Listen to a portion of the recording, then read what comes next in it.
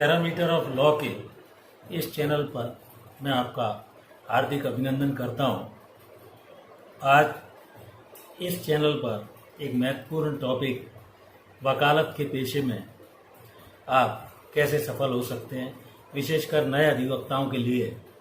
जब भी आप कभी 5 इयर्स या 3 इयर्स लॉ का डिग्री कोर्स करने के बाद ऑल इंडिया बार एग्जामिनेशन की परीक्षा को क्लियर कर लेते हैं तो सबसे पहले आप डिस्ट्रिक्ट कोर्ट में काम करना शुरुआत करते हैं और इसके लिए किसी भी सीनियर ऑफिस या सीनियर एडवोकेट के साथ आप जूनियर के रूप में अपना काम शुरू करते हैं।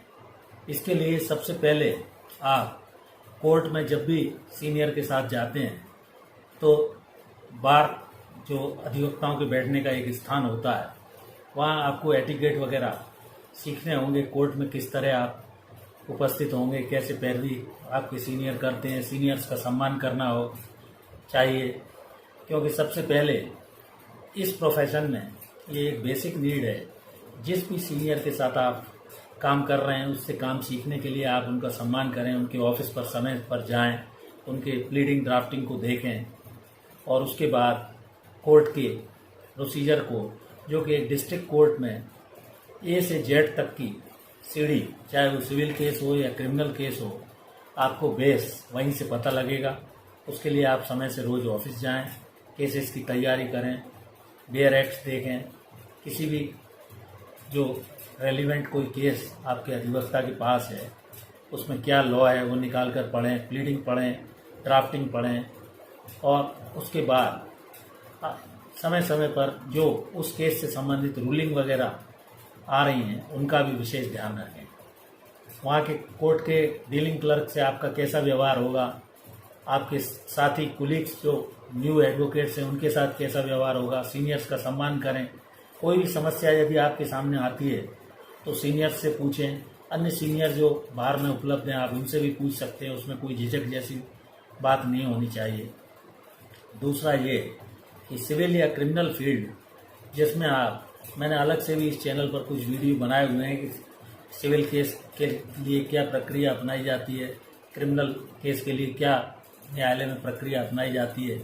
क्योंकि जो बैकबोन के रूप में डिस्ट्रिक्ट कोर्ट का प्रोसीजर है, वो जब आप दिल्ली कोर्ट जाएंगे, सीनियर के ऑफिस पर जाएंगे, वहाँ कोर्ट में आप केसेस के कंडक्शन को देखेंगे तो पूरी प्रक्रिया आपको बेसिक रूप से पता लग जाएगी। मैं स्वयं 81 में अधिवक्ता के रूप में कोर्ट में शुरू में गया, अपने सीनियर के साथ गया। कई दिन तक मैंने उनके ऑफिस को भी ज्वाइन किया। सुबह शाम में बराबर उनके ऑफिस को जाता था, फाइलें देखता था, कोर्ट में साथ में जाता था। उनकी किताबों को लेकर वो केस लॉ वगैरह निकालते थे, वो देते थे, उनको भी लेकर जाता था। तो ये एक मेहनत का प्रोफेशन है।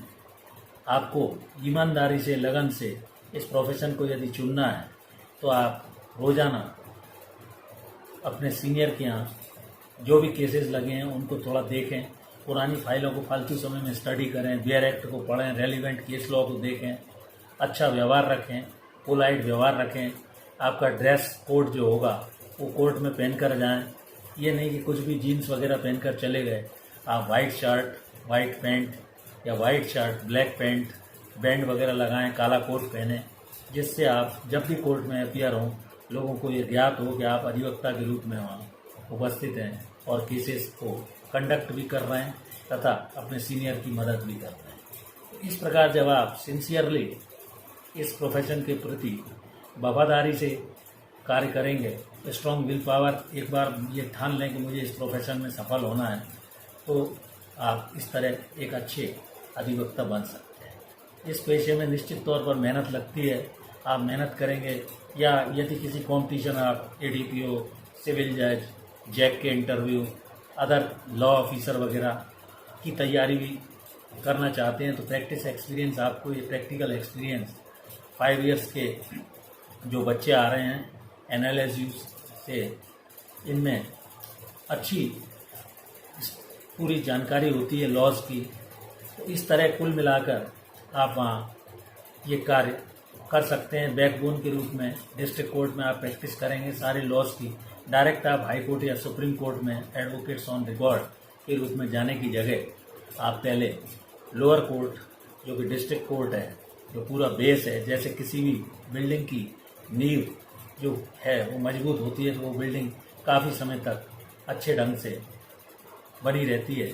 उसी तरह आपका बेस और फाउंडेशन यदि मजबूत होगा, डिस्ट्रिक्ट कोर्ट की प्रोसीजर आपको पता लगेगी, तो आप बाद में आगे जाकर हाई कोर्ट या सुप्रीम कोर्ट में भी काम को कर सकते हैं।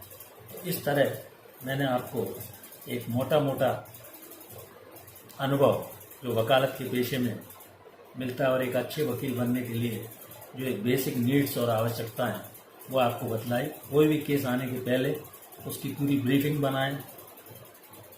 आपके सीनियर किसी भी केस को लेते हैं, किस तरह वो क्लाइंट से डिस्कस करते हैं, पेशियों पर क्लाइंट्स को बुलाते हैं, पूरी जानकारी रखते हैं, वकालतनामा लेते हैं, उसकी ओर से पैरवी करने के लिए कोर्ट में अपीयर होते हैं और अपने पक्षकार के प्रति कैसे प्लीडिंग ड्राफ्टिंग करते हैं, केस आर्ग्यू करते हैं, मिसलेनियस एप्लीकेशन वगैरह में कैसी बहस करते हैं, ये सारी जानकारी आप उनके साथ रहेंगे और मन और इंटरेस्ट से जब आप लगाकर काम करेंगे तो इस पेशे में निश्चित तौर पर आप सफल होंगे।